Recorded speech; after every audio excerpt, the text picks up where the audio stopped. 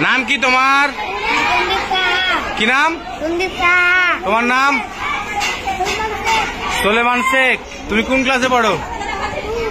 তুমি স্টিলের থালায় ভাতের উপরে ছড়ানো সয়াবিন আলুর ঝোল, পাশাপাশি বসে সে থালা থেকে ভাত মেখে খেতে ব্যস্ত দুই বালক। তাদের একজনের নাম সন্দীপ সাহা এবং অপরজন সোলেমান শেখ। মোথাবাড়ির অলিটোলা প্রাথমিক বিদ্যালয়ের মিড ডে মিলের ডাইনিং টেবিলে সন্দীপ সোলেমানের খোশ মেজাজে ভাত খাওয়ার ভিডিও সমাজ মাধ্যমে ফের ভাইরাল হয়ে উঠেছে মালদায়। মোথাবাড়ি মুর্শিদাবাদ আবহে সন্দীপ সোলেমান জুটির ভাগ করে ভাত খাওয়ার দৃশ্য জেলার সম্প্রীতির ছবি ফুটে উঠেছে বলে মত শিক্ষক থেকে গ্রামবাসীদের। মোথাবাড়ি বিধানসভার বাঙিটোলা চক্রে 1947 সালে গড়ে ওঠে অলিটোলা প্রাথমিক বিদ্যালয়। স্কুলে প্রাক প্রাথমিক থেকে চতুর্থ শ্রেণী পর্যন্ত মোট 281 জন ছাত্রছাত্রী রয়েছে। প্রধান শিক্ষক সহ 10 জন শিক্ষকও রয়েছেন। দ্বিতল স্কুল বাড়ির দেওয়াল জুড়ে কার্টুন এবং মনীষীদের ছবি। মিড ডে মিল খাওয়ার জন্য ঝা চকচকে ডাইনিং রুম। এই স্কুলেরই ছাত্র বাঙিটোলা ফিল্ড পাড়ার বাসিন্দা সন্দীপ সাহা এবং সোলেমান শেখ। জানা গিয়েছে সন্দীপের বাবা শম্ভু সাহা ভ্যান চালান, আর সোলেমানের বাবা রসুল শেখ একজন দিনমজুর।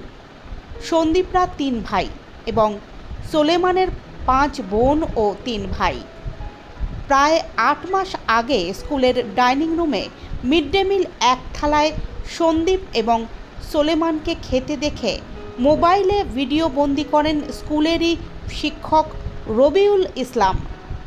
তাদের ভাত খাওয়ার ভিডিও সমাজ মাধ্যমে পোস্ট করেছিলেন রবিউল।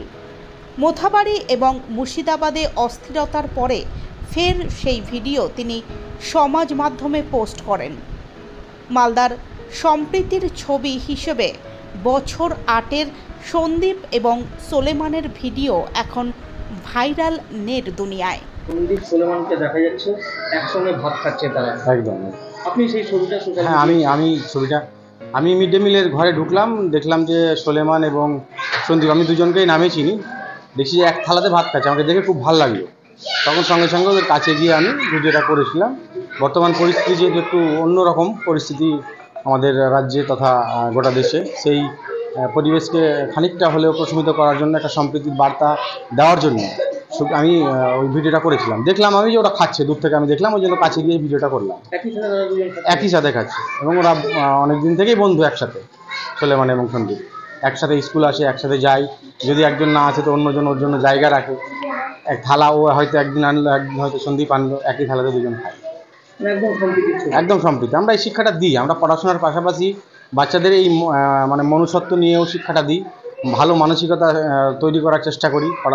সবার কাছে একটা মেসেজ দিয়ে, সবার ওপরে মানুষত্ব, তাহার উপরে নাই। এই যে অলিটোলা প্রাইমারি স্কুল একটা আলাদাই ছবি নজির করলো, সম্প্রীতির ছবি, যে ছবি আপনিও ভাইরাল করেছেন, এই বিষয়ে কি বলবেন মানুষজন? না, আমি ভাবতে পারিনি যে এত ভাইরাল হয়ে যাবে। যাই হোক, খুব ভালো লাগছে। আমি চেয়েছিলাম বাংলার মানুষ দেখুক যে আমাদের বাংলা এত শান্ত, বাঙালিরা সম্প্রীতি বিশ্বাসী, কোনো রকম উস্কানিমূলক বা গুজবে আমরা কান দিই না। বাঙালিরা সবদিনই শান্তির একটা বার্তা গোটা ভারতবর্ষকে দিয়ে গেছেন।